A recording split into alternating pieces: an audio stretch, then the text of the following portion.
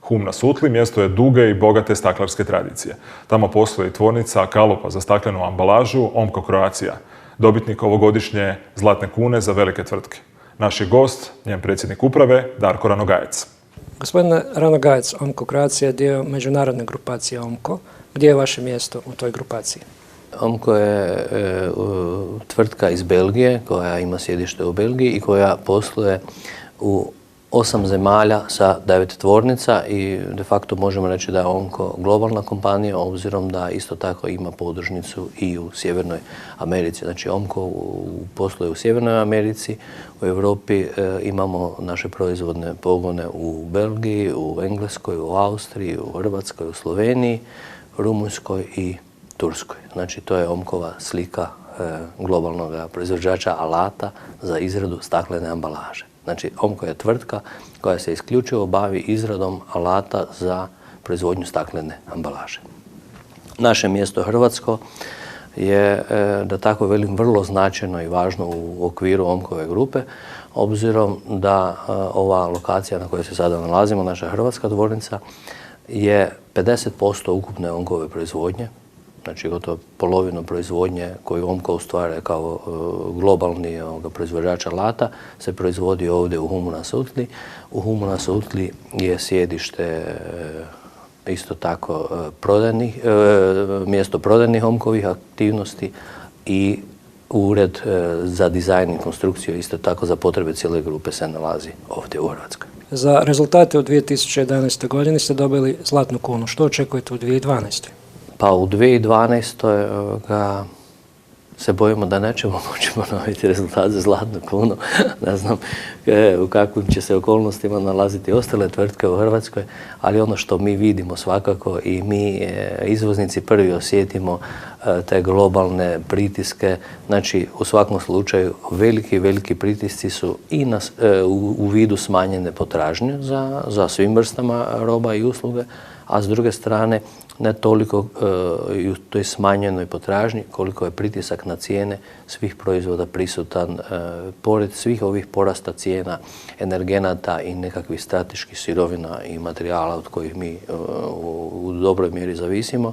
Znači, pored tih pritisaka, s druge strane pritisak na cijene i onda to ide opće poznate škare kad se borite da preživite.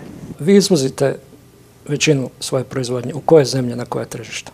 Znači, mi izvozimo približno 97% od naše ukupne proizvodnje i isto tako izvoz iz Hrvatske, obzirom da je Omco, kao što smo spomenuli, globalna kompanija, izvoz iz Hrvatske je praktički prisutan na svim svjetskim kontinentima. Vi možete na svim kontinentima ovoga našega globusa ili kugle zemaljske naći robu proizvedenu u Hrvatskoj, alat za izradu ambalaže, s time da svakako od toga izvoza najveći dio ostaje u Europi, u svim europskim zemljama, ali evo jučer smo upravo potpisali jedan značajan i vrijedan ugovor sa japanskim kupcem. Mi izvozimo najveća udaljenost do koje smo dopreli Australija i Novi Zeland. Znači mi smo nekoliko milijuna eura izvezli u proteklim godinama, isto tako u Australiju i Novi Zeland. Znači prisutni smo globalno. U metalskoj industriji vaši kolege se često žale na manjak stručnih kadrova, osobito KV i VKV radnika. Imate li vi takvih problema?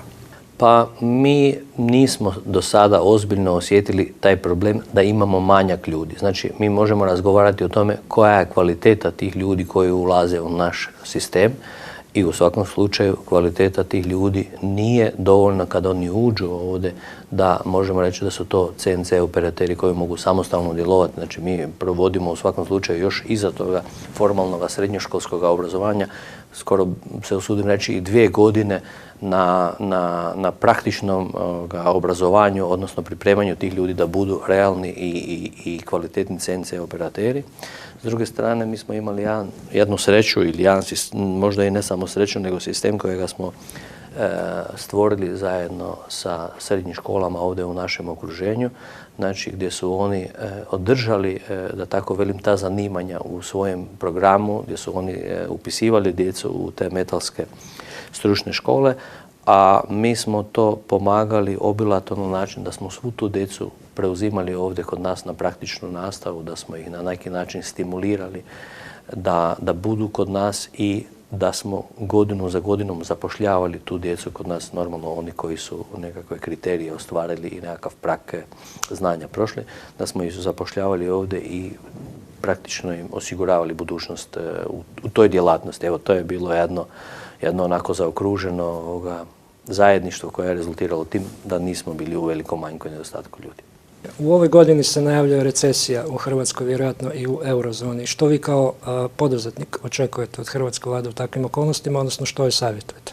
Mi kao tvrtka i ja kao poduzetnik, odnosno kao menadžer ove tvrtke, nikada ne gradim ili nismo nikada gradili naš uspjeh ili neuspjeh ili okrivljive ili postavili tu odgovornost na vladu za eventualni neuspjeh. Znači, naša politika poslovna je bazirana da mi stavljamo tu našu sudbinu pod našu kontrolu.